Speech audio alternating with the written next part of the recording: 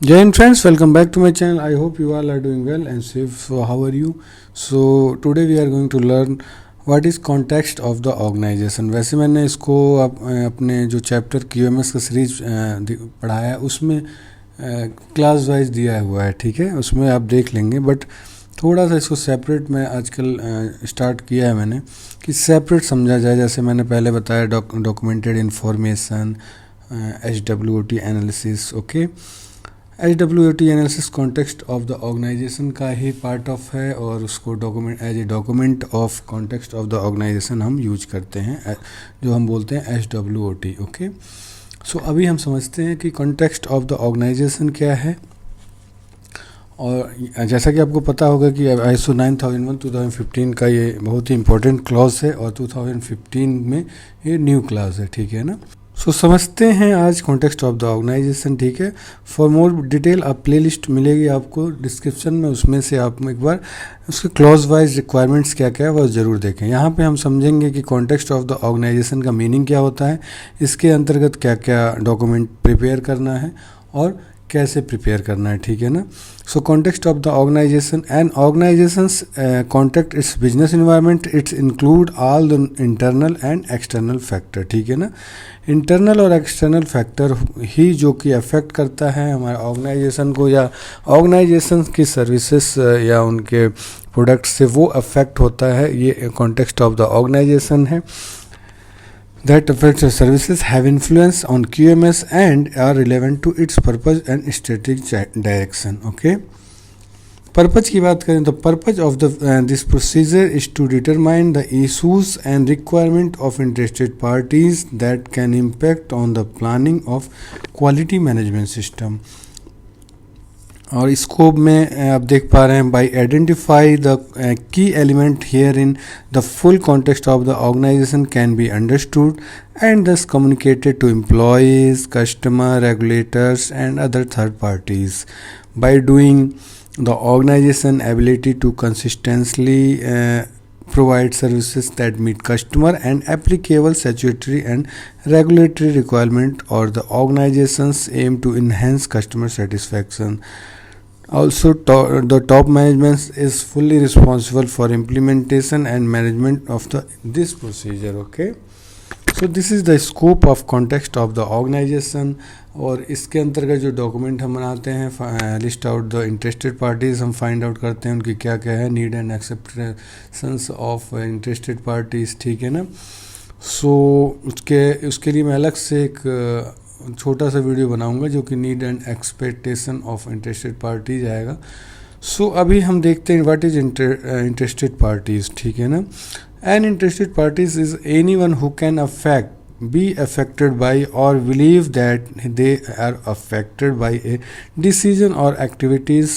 And interested parties is a person group or organization that has an interest or stake of decision of activity of the organization. किसी भी organisation की कोई भी activity, कोई भी step से जो अफेक्ट होता है वो चाहे पर्सन हो सकता है या ग्रुप हो सकता है या कोई ऑर्गेनाइजेशन होता है, उसे ही हम इंटरेस्टेड पार्टी कहते हैं. इसमें दो कैटेगरीज होती हैं, एक इंटरनल और एंड दूसरा एक्सटर्नल, ठीक है, वो हम नेक्स्ट स्लाइड में देखेंगे. तो अभी आपको इंटरेस्टेड पार्टीज़ क्लियर हो गया होगा. किसी भी ऑर्गेनाइजेशन से जो रिलेवेंट्स होते हैं उन और जो ऑर्गेनाइजेशन की एक्टिविटी से जो अफेक्ट होता है वो इंटरेस्टेड पार्टीज़ के अंतर्गत आता है, ठीक है ना. सो पहले देखते हैं इंटरेस्टेड पार्टीज़ का क्या प्रोसीजर्स है. तो management of organization identify the importance to understand the unique context of the organization before starting the strategic planning. The business strategy of the organization has been identified through a throughout decision with the business development manager and top managers. To stabilize the context means to define the context and internal factor that the organization must consider when they manage risk.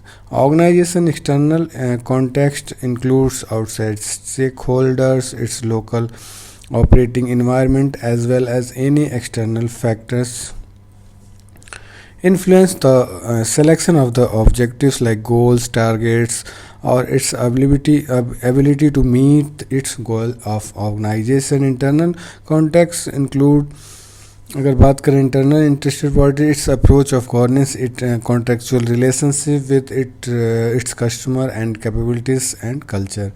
Organization internal context is the internal environments within which the organization seeks to achieve its strategic goals. Okay, so यहाँ पे कुछ internal context of the organization है जो कि देखते हैं क्या क्या है. Service offering, governance, organizational structures, role and responsibility, regulatory requirements, policies, goals, strategic that are the place to achieve them, assets like facilities, properties, equipment and technologies, capabilities understood in terms of resource and knowledge like capital, time, people, processes, system and technologies. Information system, information flow and decision making process, relationship of the staff, volunteers, members and perceptions and value of their internal stakeholder including suppliers and partners. Organization cultures, standards, guidelines and model adopted by organization and form and extent of organization contractual relationship. So ये हो गया आपका internal context of the organization. अगर हम external की बात करें तो external context of the organization में क्या होगा, जो कि हम कह सकते हैं एक्सटर्नल में customer, employees, suppliers, investors, media, competitors. ठीक है ना, ये इंटरनेशनल या आप कह सकते हैं एक्सटर्नल इंटरेस्टेड पार्टीज और internal external context of the organization. Member of the organization need to have a sense belonging. Can the organization offering benefits that are better than those offering by competitors? Is there a strong value proposition? Competitor analysis and monitoring its culture. Its organization is to maintain or improve its position in the competitive community. The organization must always be aware to its competitors' activities. This can change quickly.